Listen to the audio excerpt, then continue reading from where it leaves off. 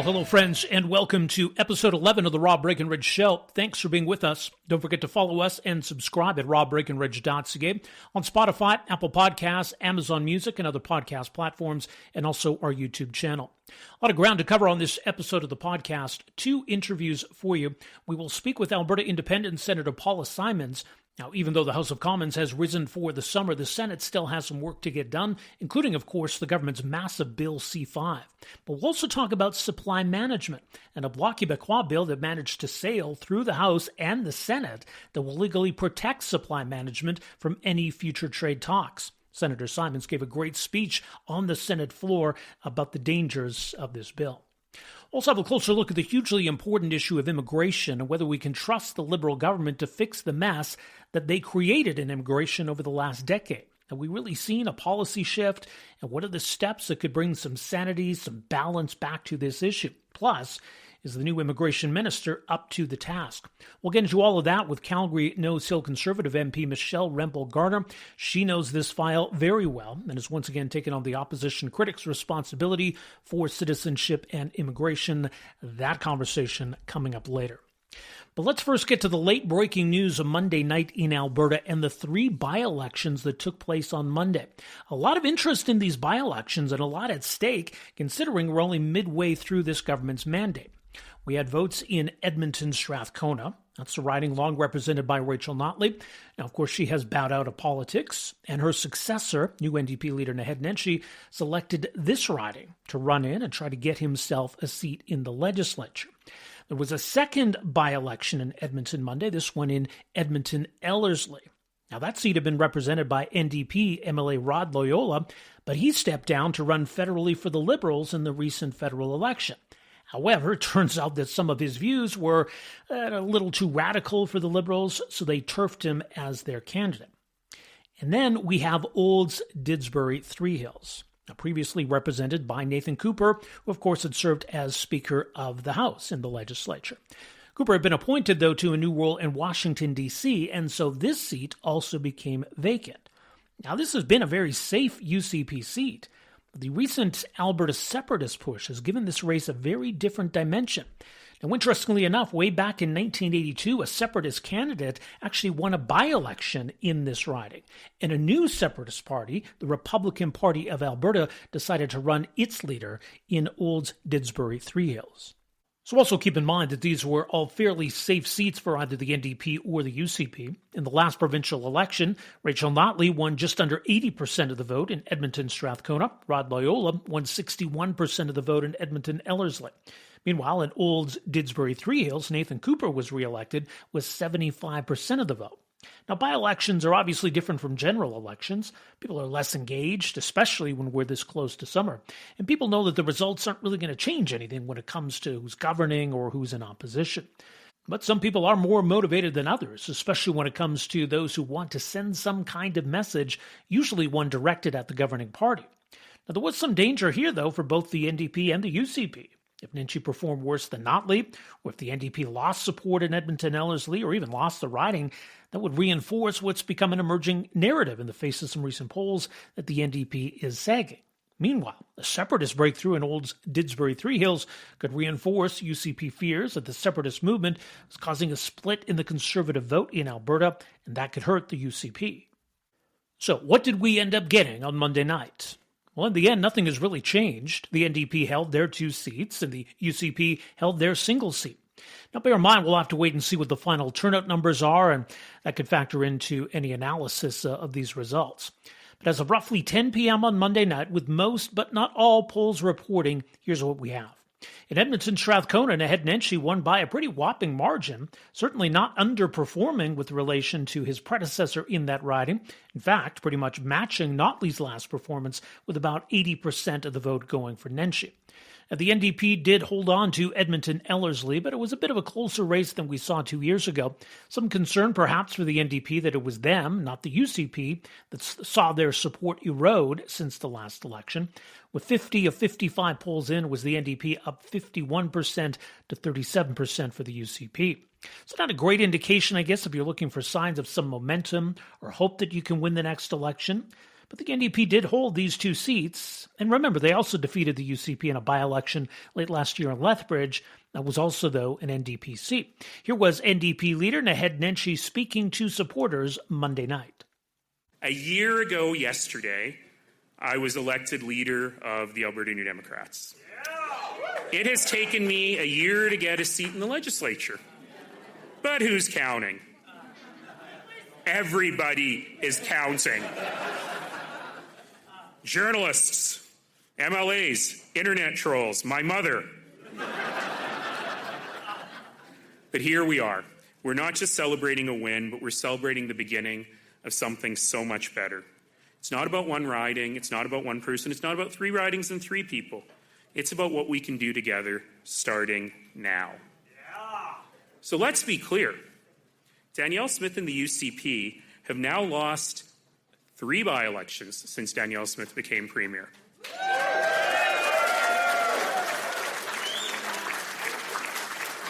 And looking at the early numbers, they've massively reduced their lead in the 4th because voters are rejecting the UCP's failures. Voters sent a clear message tonight. The UCP doesn't have a plan for a better future, but Alberta's New Democrats do. Now, we are, by the way, expecting to hear from Danielle Smith on Tuesday, and I'm sure she'll have something to say about these by-elections. So the UCP, as noted, held on to Olds, Didsbury, Three Hills, and in the end, it wasn't really all that close. The UCP margin of victory not as great as it was in 2023, sitting at about 61% of the vote, down from 75%. But this separatist Republican Party wasn't as much of a factor as maybe many expected them to be. At last count, they were only sitting with about 17% of the vote, and in fact were in 3rd place behind the NDP, with 3/4 of the polls reporting. I mean, if there was going to be a winnable riding for separatists anywhere in Alberta, it would have to be this one. So what does that tell us, if anything, about the separatist movement? Now, it could be argued that many of the folks who voted UCP in this riding would still or might still consider voting for independence in a referendum. No doubt that's the spin that separatists will put on these results. But what then is the point of this Republican Party of Alberta if separatism is really just a movement focused around a referendum campaign? I mean, certainly a by-election victory would have thrust the party and its leader to the forefront of this separatist movement. As it stands now, this is a movement that doesn't really have a leader or a standard bearer. So coming up on Tuesday afternoon, Premier Danielle Smith is set to announce further details about this Alberta Next panel, which, as the news release puts it, will engage directly with Albertans and provide advice to the provincial government on potential options to strengthen Alberta's sovereignty within a united Canada, including recommendations on potential referendum questions, that's questions plural, for Albertans to vote on in 2026. So look, a lot can happen between now and whenever this whole process wraps up next year. That could, and hopefully will, include some movement on important matters between Alberta and Ottawa, not the least of which would be progress toward new energy and pipeline infrastructure. So the UCP and the NDP can feel mostly pretty good about Monday's by-election results. The Republican Party of Alberta and the separatist movement would seem to be the big loser of the night.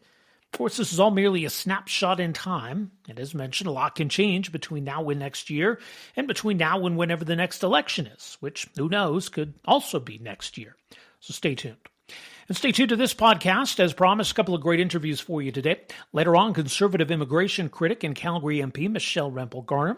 But coming right up, Alberta Independent Senator Paula Simons on how the Senate has been grappling with the deluge of bills from this condensed session of Parliament under Prime Minister Mark Carney. But that includes the Bloc Québécois' latest attempt to legislate trade protection for supply management. You're listening to The Rob Breakenridge Show.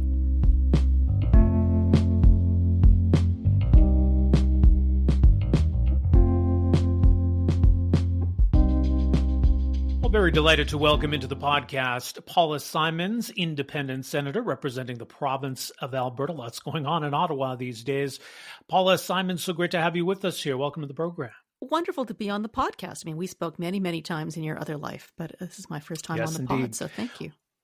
Always do appreciate these chats. I want to ask first, I mean, it's been a weird year, hasn't it, where, Parliament is dark for a while because it was prorogued, then we get an election, and now it's just been almost like pedal to the metal, a crazy few weeks here. Yeah, I mean, I can't complain because I got to stay home with my husband and my dog for months and months. But yes, we are making up for lost time now. It has been quite a frantic pace the last couple of weeks. Not just because senators get crabby when they're up late at night, but because the government has had legislation coming at a really ferocious pace and has sent a clear signal that it will brook no impatience with our taking our usual amount of time to study things. How much have things changed, right? I mean, we went through an election. It's still a Liberal government, but a different prime minister, a different agenda. Is this a palpable sense of change? Oh, absolutely. I mean, I think Canadians wanted a change of government. I think many Canadians wanted a conservative government, and I think they got a conservative government. They got a progressive conservative government. I mean, it is a bit whiplashy when, say for one example, as an Alberta senator, I spent a fair bit of political capital and took a fair bit of flack for advocating for carbon taxes. And now carbon taxes are out. And so, I think it's been disorienting for a lot of independent senators. I think it's been disorienting for a lot of Liberal backbenchers because, new boss, not the same as the old boss.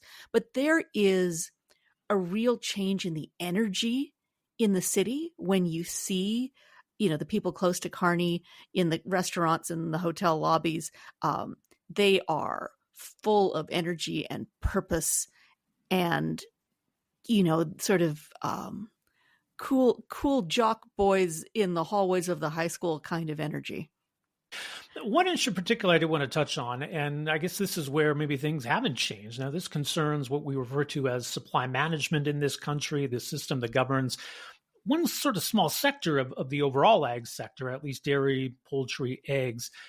It came forward previously as Bill C-282, I believe. Now it's Bill C-202. Now, this is basically, you don't see bills pass the House of Commons this easily, especially what's essentially a private member's bill. But this is a Bloc Québécois attempt to basically shield supply management from any future trade talks.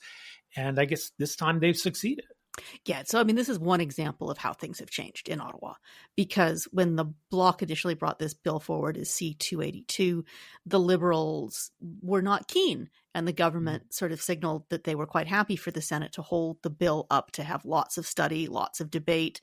Our Senate Foreign Affairs Committee, of which I'm not a member, but I fill in from time to time, did extraordinary work studying all the ins and outs of that legislation.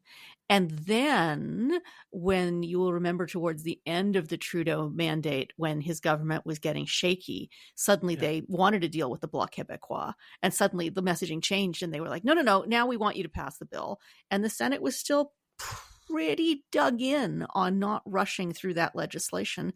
And we made a significant amendment, which we were just about to send the bill back to the House when prorogation happened.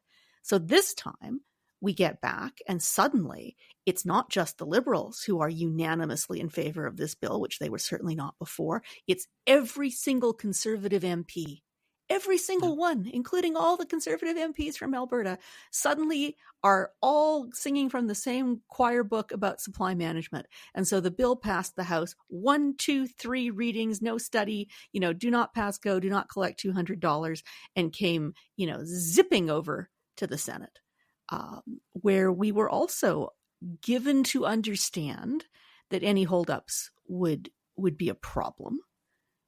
Now, you could argue, I argued in my speech, and other senators certainly argued, that we did the study. And sometimes you just have to take no for an answer.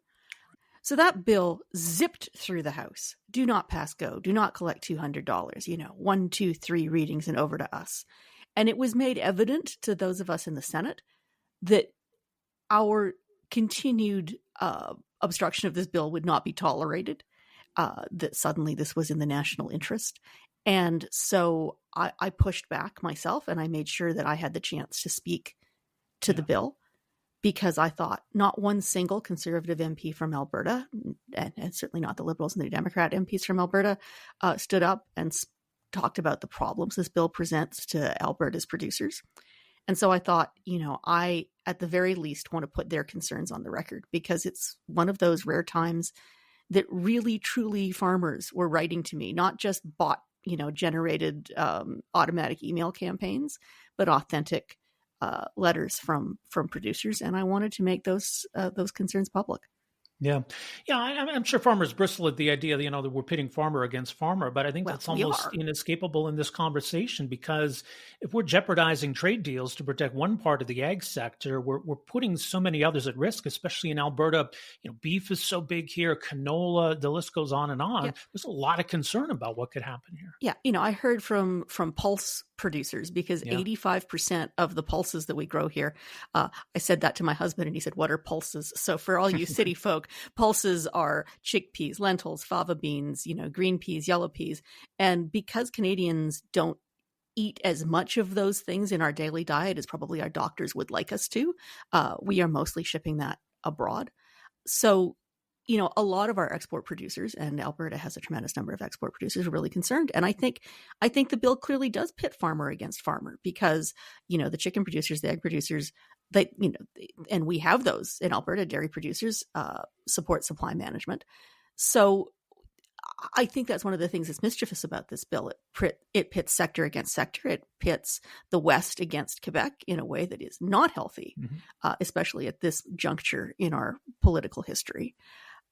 And I think the argument is Donald Trump is so unpredictable that, this is a provocation and also a means of protection. But I just hate to see us sort of falling for the siren call of protectionism at a time when the world needs more free trade and more champions of free trade.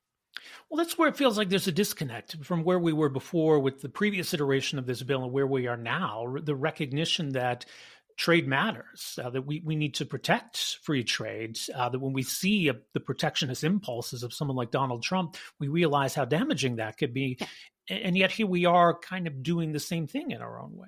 Well, it seems absurd to me from a twofold perspective. We need, making trade deals with the United States right now, that's madness making. But we need a good trade agreement with the United Kingdom, and we've been working at it. And one of the sticking points is the dairy quota, because Britain produces many fine gourmet cheeses, and lots of Canadians would like to buy those cheeses. They'd like to buy British clotted cream, and that's a barrier. So it remains to be seen whether this bill, as some have suggested, is largely symbolic and frankly isn't going to deter anything, but it sends the wrong signal at a time when we need to be strengthening international trade with the United Kingdom, with the EU, with the Asia Pacific. We should be not adopting postures that make us look protectionist at a time when the world needs full-throated champions of the free trade model.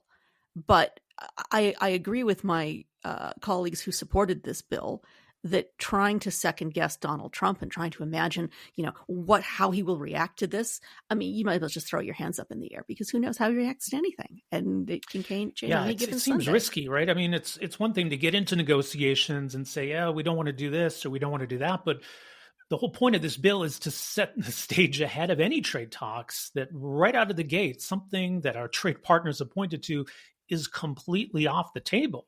Yeah. And the idea that they're just going to say, well, okay, that seems naive.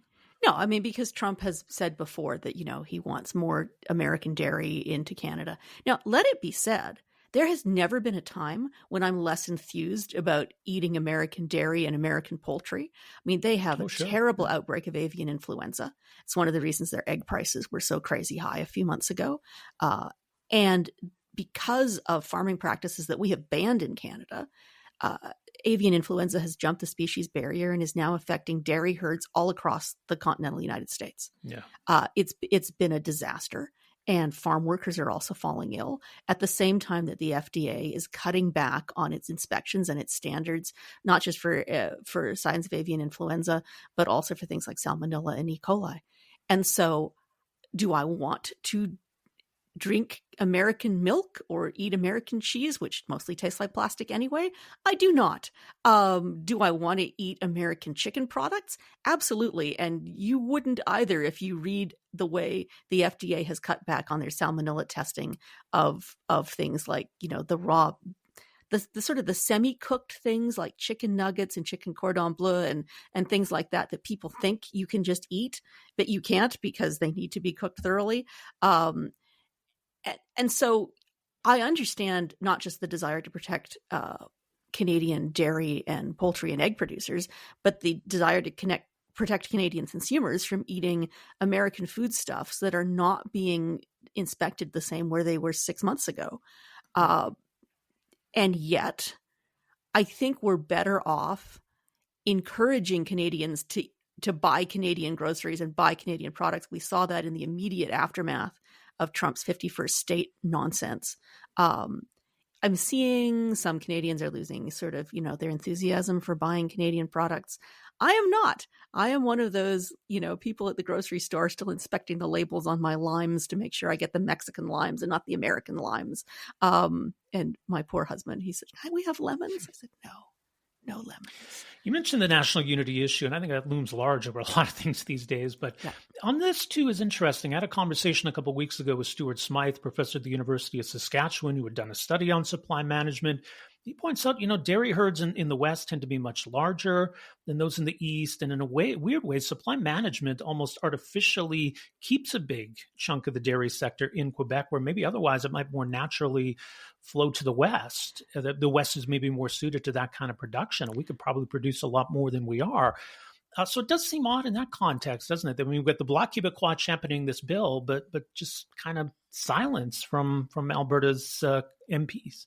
Well, it's interesting, right? Because at the same time that we're trying to remove trade barriers between provinces, part of the One Canadian Economy Act, I think that's the weird name it has, is to take down federal barriers to interprovincial trade. But we never talk about supply management as a barrier to interprovincial trade. And it's not just, the West and the East. It's that you can't. There's a reason that you buy local eggs from local producers because eggs don't travel well. There's a reason that you buy local milk because, you can't buy Alberta eggs in British Columbia. You can't buy Alberta milk in Saskatchewan. It's a bit silly. But what concerned me more about the lack of debate around C-202 is that I think it plays right into the hands of separatist troublemakers in Alberta. I want to be really clear. I don't think there is actually a strong separatist movement in Alberta. I think there are a lot of very loud outliers who are being facilitated by political decisions that are being taken for political rather than ideological reasons. And I think, though, that this does incredible damage to Alberta's economic future. Who's going to want to invest here? Who's going to want to build a $1 zillion pipeline? It's nonsensical. We're shooting ourselves in both feet at the same time. All of this separatist rhetoric in Alberta is deadly damaging to our economic future, never mind the future of Canada. So anything that serves up, lobs a ball over the net for separatists to light their hair on fire about, I think is very bad public policy and very bad political policy. Yeah, I think this falls into that category. The mood is interesting.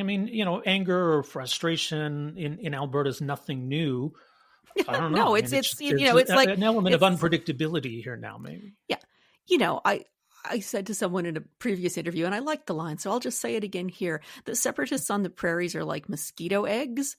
The eggs get laid and then they don't hatch until you get a wet summer. And every time we get a wet summer, we see this buzzing of mosquitoes. The difference is that this time, that anger is being weaponized and politicized by a government that has other challenges as a useful distraction. And I think, for conservatives, this is perhaps not the best long-term strategy. I think it's going to be a problem for Pierre Poilievre running in a by-election in Battle River Crowfoot. I'm speaking to you on Monday morning, the 23rd. So I don't know when this will run, but there are 3 by-elections today, which have really flown under the radar. I don't even know how many Albertans know that there are 3 by-elections today, including people who live in those ridings. But we're going to see if there's a pull from the right that, not in Edmonton, Strathcona, but in Old Stidsbury, we're going to see if some of that weaponized anger, Alberta premiers who flirt with the far right in an effort to make sure that they hang on to power are sometimes surprised when the people that they thought they had under control turn around and bite their face off. Like the leopards that they are. Yeah. So it is going to be an interesting summer, but I guess it's not quite yet summer for the Senate anyway. So got some work to do still. I get mad when I saw a story, I think in the National Post, the headline was "Parliament has risen." I'm like, no. Parliament is still sitting. The House of Commons has gone home. The Senate has we have a big week ahead of us. Luckily, I shouldn't say luckily, but for various reasons, C4 has fallen off our order paper. We were told that we would have to pass C4 before we could rise. That one, in case you're not keeping track of these things, is the weird bill that gave a tax cut to Canadians, a GST break for first-time home buyers of new homes, and then also had a coda which enshrined lower privacy standards for federal political parties across the country. And that caused some consternation, especially for people like me who are former journalists who care about privacy and records. So that bill will not get passed before we rise. But don't worry, you will still get your tax breaks. They're going to be done by a Ways and Means motion, and we will have to come back to tackle that bill in the fall. But we still have C5 ahead of us. Yeah, and that's a big C5 one. C5 is this strange bill that has two halves. There's the first half, which is pretty uncontroversial, about removing any federal impediments to labor mobility and trade mobility. There aren't many federal impediments, let it be said, because most of these are provincial and, jurisdictional professional regulation problems. But everybody kind of likes the first half of the bill. The second half of the bill is a bit more problematic. This is the one that establishes projects of national interest, or as I like to call them, ponies, and says that, there will be a fast-tracked regulatory system for anything that is designated a pony, leaving questions of how much consultation does that mean with Indigenous peoples? Will these projects face legal challenges and protests once they start? But also, I think the bill may raise expectations, because I think a lot of people are acting as if the federal government is paying for the ponies. And that is not the case. You still need private proponents, whether you're talking about a pipeline or improvements to the electricity grid or a new port or, whatever it is. This isn't the government writing blank checks. And I fear that a lot of the rhetoric around this bill, people think this is shovels in the ground next Tuesday, and it is assuredly not. We'll see how that all plays out in the days ahead. We'll leave it there for now as you head back to the nation's capital to deal with these remaining matters. Paula Simons, thank you so much for making some time for us here today, though. Really do appreciate it. Rob, lovely to see you again. All right, that is Alberta Independent Senator Paula Simons, the latest out of the nation's capital. Coming up in a moment, we're going to hear from Calgary MP and conservative immigration critic Michelle Rempel Garner, who's been very active on the immigration file for a while. She's taken on that responsibility once again as immigration critic for the Conservatives. And look, this is a hugely important issue. We've seen a bit of a pivot maybe, or the appearance of a pivot from the Liberal government from where they've been over the last 9 or 10 years. But can we really trust them to fix this mess? So where are things going in the immigration file? What are the issues that still need to be addressed? We'll get some thoughts on all of that from Michelle Rempel Garner coming right up. You're listening to The Rob Breakenridge Show.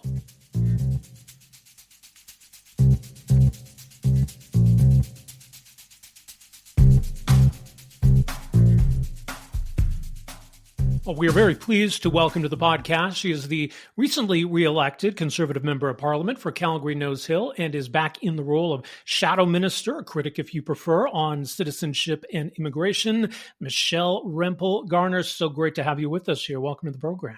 I'm glad to be on your new pod. It's exciting. We appreciate this. Let me just ask, in the aftermath of the election, we really get a sense that there's frustration, discontent that's bubbling in Alberta.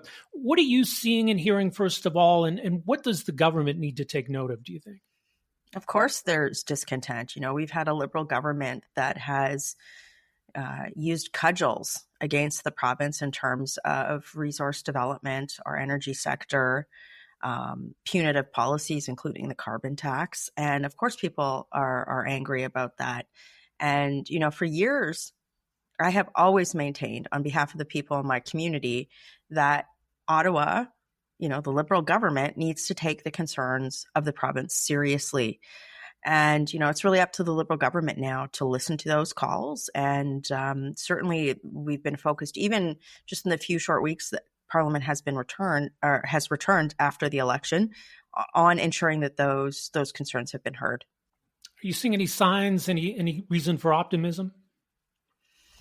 I have to be an optimist by nature, but at the same time, my role is to hold the government to account on the people of on behalf of the people that I represent in Calgary, Nose Hill, but certainly across Alberta as well too.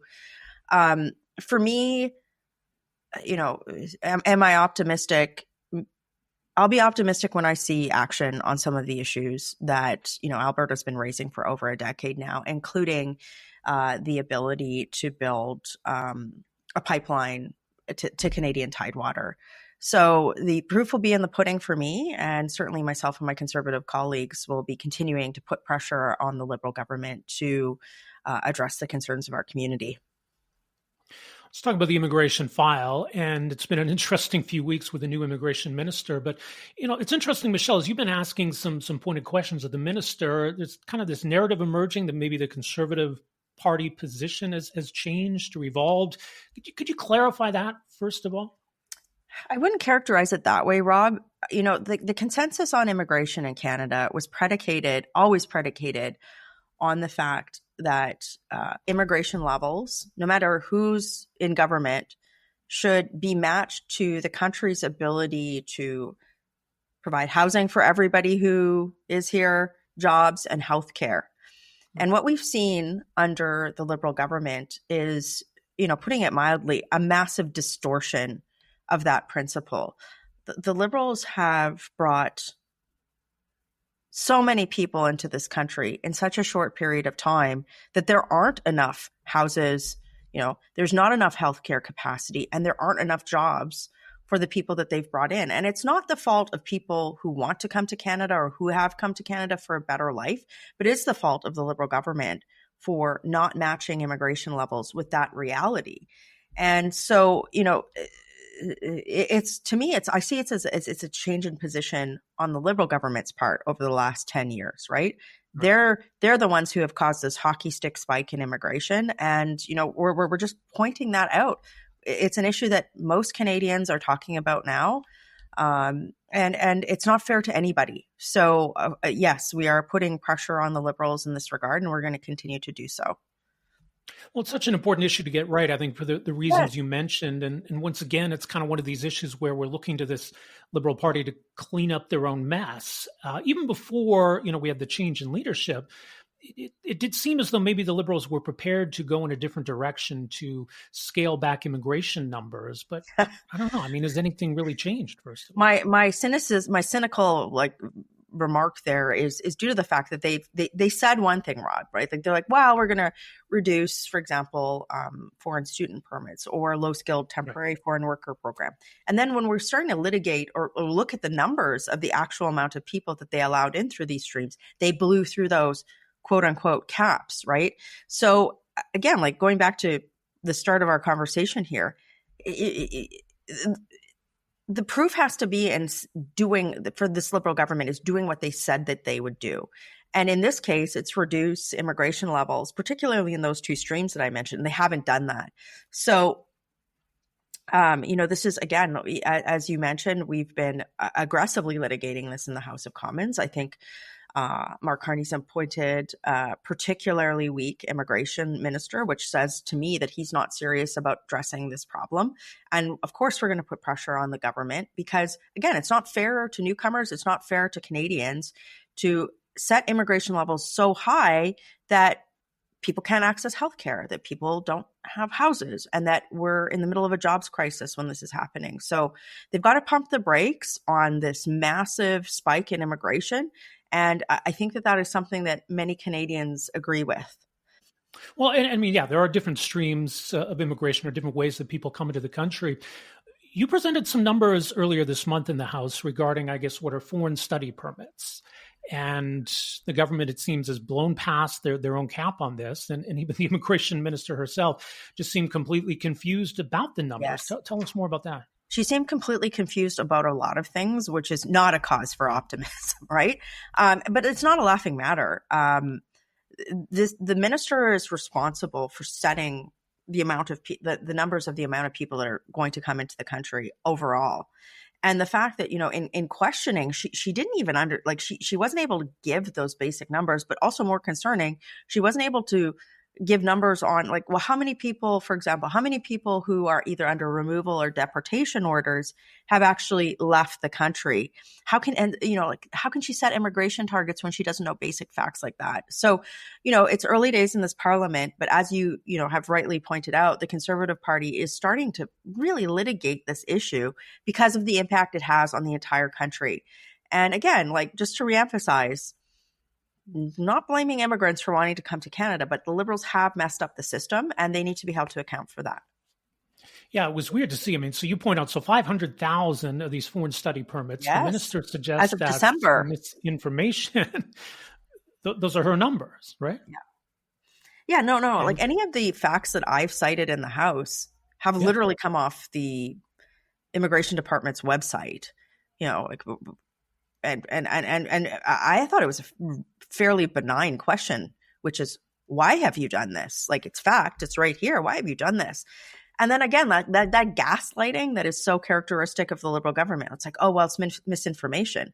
Well, okay, if the numbers on your website aren't the numbers, then what are the numbers? And the Liberals have to, for the sake of the country, for the sake of our pluralism, they have to get serious about this file. So, a lot of your listeners, if they know me over the years, they know that when I decide to litigate something, it's going to get real. And, myself and my colleagues are going to do that because of the impact it has on the entire country. So there's a lot of work to do here. Mm-hmm. And so as you mentioned, we can know the number of these permits that are issued, but what we don't seem to know, I guess, is what happens when they expire. How many of those have expired? How many are still here? Or how the government even intends to measure or enforce that? So we didn't really get an answer, did we? It's such a good point. It might shock some of your listeners to know that the government doesn't proactively or publicly disclose that number, which is how many people who don't essentially have a legal right to be in the country leave on an annual basis.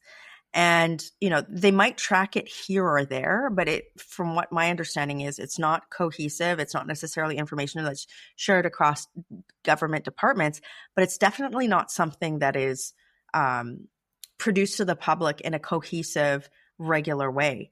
And so my question to the Liberal government, to the immigration minister is, if you're not doing that, if you're not tracking in a systemic way how people leave the country, then how is it even possible for you to set immigration levels for the upcoming year, right? So again, early days, but that basic information is something that the public has a right to understand and know. And at a minimum, the immigration minister should be able to aptly communicate on that issue, which we did not see happen in the last week. For sure. Well, that's the thing, right? I mean, without clear government direction and policy, any minister, I guess, is going to flounder to some extent. But I don't know. I mean, is it your sense that this minister is, I don't know, in over her head a little bit here? To me, it seems like the Liberal government over the last decade has treated the immigration ministry like the armpit of cabinet, which is just the wrong approach. They've had 7, 8 ministers in 10 years. And the one that they've appointed here, she actually was an immigration minister in Nova Scotia for several years, close to a decade. She had an audit that found some pretty terrible findings on her performance. She asked for no caps on immigration during her time in that role. And now she's coming into this role, ostensibly with a serious degree of experience, and was just floundering on basic numbers, basic concepts. And I have to ask why Mark Carney has put someone so utterly inept in that file. Why?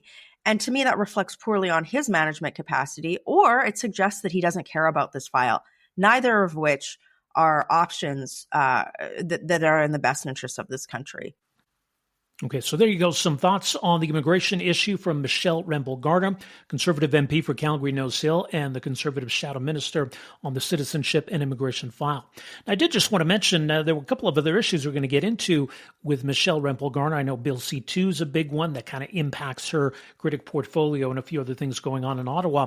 And what ended up happening there just at the tail end of her answer was the connection we had, something went weird. We lost the connection. So we've just been coordinating with her office to try to set something up once again. So maybe we'll do an update, another interview coming up a little bit down the road here with Michelle Rempel Garner. We'll get into some of these other issues as well, but we certainly thank her for making some time and sharing some thoughts on the immigration file specifically and where we need to see some action from this government.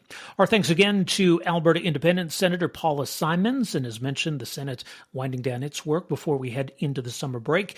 We will have one more podcast for you this week, just as we head into the Canada Day long weekend. We'll have an episode for you coming up on Friday, just taking us into the long weekend. So you can find that, of course, our Substack page, robbreakenridge.ca, which is where this podcast is hosted. You can find us on Spotify, Apple Podcasts, Amazon Music, and where you find your podcasts. And also check out our YouTube channel as well. We've got some video content, some of our interviews and full episodes of the podcast. You can find us on YouTube at Rob Breakenridge Show. Thanks so much for being with us. My name is Rob Breakenridge. We will talk to you later this week. Take care.